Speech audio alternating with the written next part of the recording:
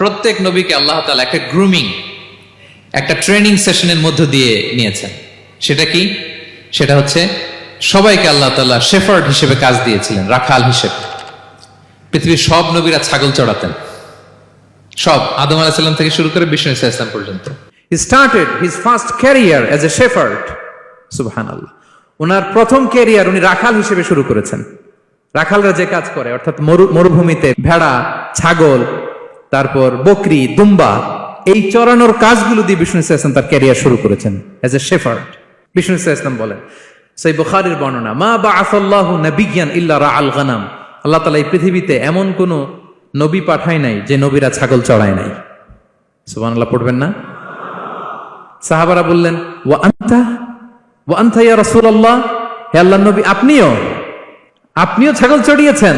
বিষ্ণু সাল্লাল্লাহু আলাইহি ওয়াসাল্লাম বললেন, নাআম, আমিও ছাগল চড়িয়েছি। ওয়া কুনতু আরআহা আলা কারারিত লি আহলি মক্কা। আমি অল্প কিছু মজুরির বিনিময়ে, অল্প কিছু টাকার বিনিময়ে, সামান্য কিছু পারিশ্রমিকের বিনিময়ে মক্কার লোকদের ছাগল চড়িয়ে দিতাম। সুবহানাল্লাহ পড়েন। কেন সব নবীকে দিয়ে আল্লাহ ছাগল চড়ালেন? এই ট্রেনিং সেশন, গ্রুমিং সেশন কেন? কারণ ছাগলকে একসাথে বসানো কঠিন। ছাগল একটু একটু টেরা টাইপের প্রাণী, কথা শুনতে চায় না। ধরেন যে সারা সপ্তাহ আপনি খুব ব্যস্ত, একদিন সুযোগ পাইছেন সপ্তাহে যে আজকে আমি ফ্রি আছি, যাই পুকুরে যাই, আমিও গোসল করি, ছাগলটারও গোসল করাই। এটা ধরে যদি এখন পুকুরের দিকে টান দেন, কি করবে?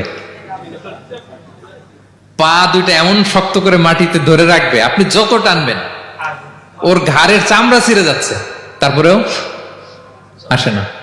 এরপর ছাগলগুলোর একসাথে রাখা কঠিন, একটা নেচে ওদিকে যায়, আরেকটা লাফ দেয় এদিকে, আরেকটা ওইদিকে।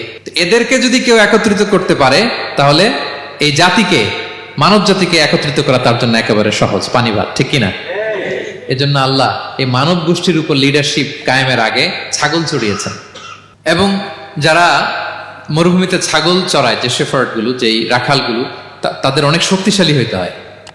গায়ে শক্তি না থাকলে ছাগল চড়ানো যায় না, কিন্তু লাঠি নিয়ে হই হই করে পিছনে দৌড়াইতে হয়, নেকড়ের ছোবল থেকে ছাগলগুলোকে রক্ষা করতে হয়, বাঘ, নেকড়ে এগুলো থেকে বাঁচাইতে হয়। তার মানে এটা করার মধ্য দিয়ে এই জাতিকে কিভাবে জাহান্নামের আগুন থেকে বাঁচাবে, নবীদের ওই ট্রেনিং হয়ে যায়। সুবহানাল্লাহ। ছাগল এদিক ওদিক দৌড়াতে থাকে, এদেরকে যেমনি একত্রিত করতে হবে, নবীদের কাজও হচ্ছে মানব গোষ্ঠীকে ইউনাইটেড করা, একত্রিত করা। এজন্য আল্লাহ তাআলা মা বাআসাল্লাহু নাবিয়্যান ইল্লা রাআল গানাম, এই পৃথিবীতে এমন কোন নবী পাঠান নাই যে এই নবীকে দিয়ে আল্লাহ তাআলা ছাগল চড়ান নাই। সব নবীর মধ্যে এটা common. Be a part of our vision. Do listen and share the khair.